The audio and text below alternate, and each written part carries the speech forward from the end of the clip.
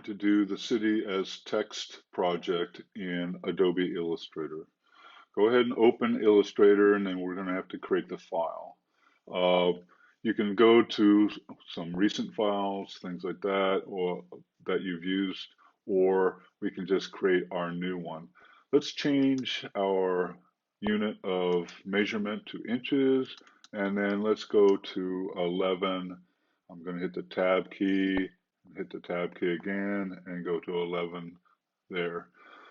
Don't have to worry about the orientation, obviously. Let's go ahead and put a 1/8 of an inch bleed on it. That's the color that goes beyond the edges of the paper. For this, because it's going to be a print project, we'll do a CMYK, and we'll talk about what the difference is between CMYK and RGB in another class. So let's go ahead and set that up and create. Now here's my layout, and you can see I've got some things open from the last time that I was using this.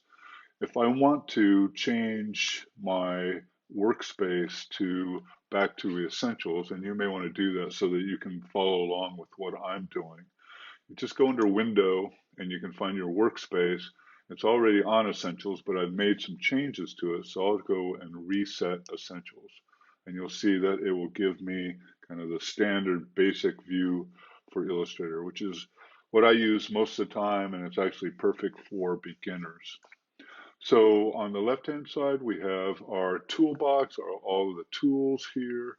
On our right-hand side, we have these palettes that have the parameters of the things that we're working with. So right now we don't have anything out here, so that's why it's just the parameters of the document. We can change the size of the artboard here and things like that if we want to. We're going to need guides for this. So in order to get guides, we need to first have rulers.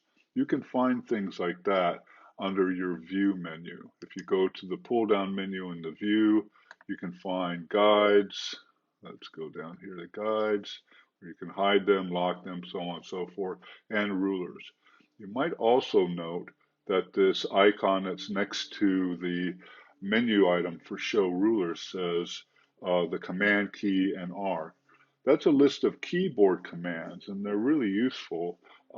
That way, if I know that Command R will give me rulers, I don't always have to be going to the pull down menu to do that. So I'm going to just do a Command R, and now I have rulers. You'll see the rulers across the top and down the left-hand side. This is the across the top here is the x-axis. AXIS, axes. The way I remember it is X across, and this is the Y axis, this is Y high, and X across. To get guides, all we need to do is go in and click and drag down into the space. I want to put this right in the middle of this 11 by 11 format here, so I'm just going to try to hit right at 5.5 inches. Now this ruler is still active. You can see that when my cursor goes over it, that I get that icon next to it. If yours isn't still active, once you pull it down, you might go under View and make sure that your guides are not locked there. I called that a ruler earlier, but it's a guide. Okay, so I tried to put it right at the 5.5 mark there, but I can come over here to my properties palette and I can see exactly where it is along the x-axis and the y-axis. And I hit that y-axis really dead on, so I did a good job there. This is also the length of that object. You know, it's almost 228 inches long. Let's tell you what, let's go ahead and double click on that. I'll just make it 11 inches long and put it on the 5.5 there as well. So that constrains it to this space. Now I need one that goes along the y-axis as well. Let's see if I'm as good at hitting that mark. Not quite, but you can see that this is a reference point by what we're doing these measurements from here. And this is the other reference point. This is what's called the 0 point here. That's a 0 at that corner and 0 at that. You can actually move the 0 point. We're not going to do that for this, but I'll show you in class how you can move the 0 point. So if you need to move the point of reference, you can do that. Let's go. This is still selected. I'm going to go ahead and make that 5.5, tab, 5.5, tab, and 11. And now I've got nice guides right here inside of my format. Uh, guides, just a note about guides, we can, as I mentioned, you can go here and you can hide them or lock them, and you've got keyboard commands for those, and sometimes I do use those.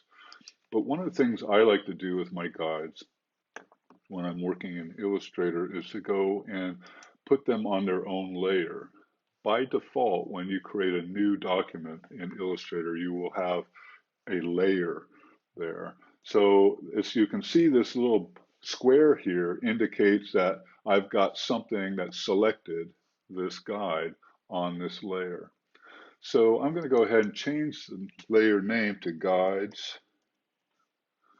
And from there, you can see that now I can hide the guides or I can lock the guides, which makes it really simple so I don't have to keep going to my pull down menu to do that. I will need another layer though, and one of the things I can do to get a new layer is come down here to this little plus sign here, which is a create a new layer. If I do that, it will automatically create a new layer to the same parameters that are set as a default. That's one way to do it. I'm going to do a Command Z, which is undo. You can also find that under Edit, Undo here, because I'll show you the other way that you can do it. You can do it from the pull down menu, create a new layer. And I wanted to do this so I could show you some of the things that are the parameters of this layer. Specifically, this color here. These are the colors that are associated with the layers. They have nothing to do with the actual color of anything that's on the layer. It's just for being able to tell what layer you're on, what things are on which layers. So when I select something that's on the red layer, it will be highlighted in red. You can see that this layer is red, that one is blue. You can change those colors right here from that pull down menu. The other things that you can do here is you can show and have preview. We'll talk about preview in just a second, but that's basically what this eyeball is doing. Lock it, obviously, and print. You can have non-printing layers so that if you want to put things onto the Illustrator document but not have them actually print, you can create a non-printing layer and put them on there. We will do that in another project when we're bringing in images to work with to do our illustrations. And that those images we may want to dim so that it's easier for us to see what we're doing on top of them. And obviously we can also give it a name here. I'm just going to call this one pattern and say okay. Now, typically I like to have my guides be my topmost layer. So to do that, I think what I'm going to do here is just go ahead and drag my guides layer up above my patterns layer there. Okay, so that allows me to organize. I can just easily guide, or I can change their name, things like that, or I can change their parameters by double clicking on them, things like that. Okay, so now we've got a kind of a center point for us to work from. Let's go get some text. I went ahead and gave myself the city of Monte Carlo to do my demo here. So you come down to your toolbar, get your type tool here, which is conveniently the T for type. And we're going to come out here and just click, and it'll give us a little bit of dummy text there.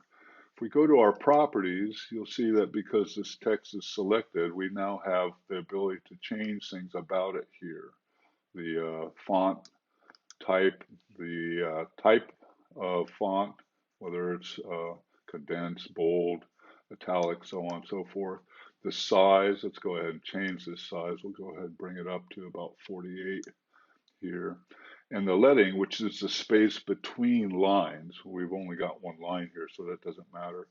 Kerning, the space between individual letters, and tracking, which is the space between a group of letters, like what's going on here. You can see that if I change this tracking, I affect all of those letters that are selected. I'm not going to do that though. You do have some other options down here that you can find, and you also have your paragraph orientations and some other options for your paragraph here as well. Um, just because I'm kind of old school and this is the way I've always done it, I'm going to actually pull up a type palette, and that's Command T, and gives you many of the same things, but it allows me to kind of have it out here all the time and to see what I'm working with. Your paragraph palette is also there. You might see that. So we've pulled out a type. We've got that sitting there. We've got, it's a default font right now. I'm doing the city Monte Carlo. Let's go find a city or a font that works better with Monte Carlo. These are kind of, and this is Lorem Ipsum right now. It's that dummy text. Tell you what, let's do this. Let's make this say Monte Carlo. Now we can see how it actually looks when we change the font. Make sure it's selected, and we'll change the font. Let's see. We've got one here that seems to say Monte Carlo. I've got one. Let's try this one. That seems like a good Monte Carlo font. Okay, here's our font. It's by default a left aligned font. I can change that here so that it's center aligned, and that may make it easier for me to deal with when I'm dealing with my rotation in the next video. So we've got a document open. We've got some a font out there that we feel is Monte Carlo-like. And what we'll be doing in the next video is going ahead and making this into an ornament.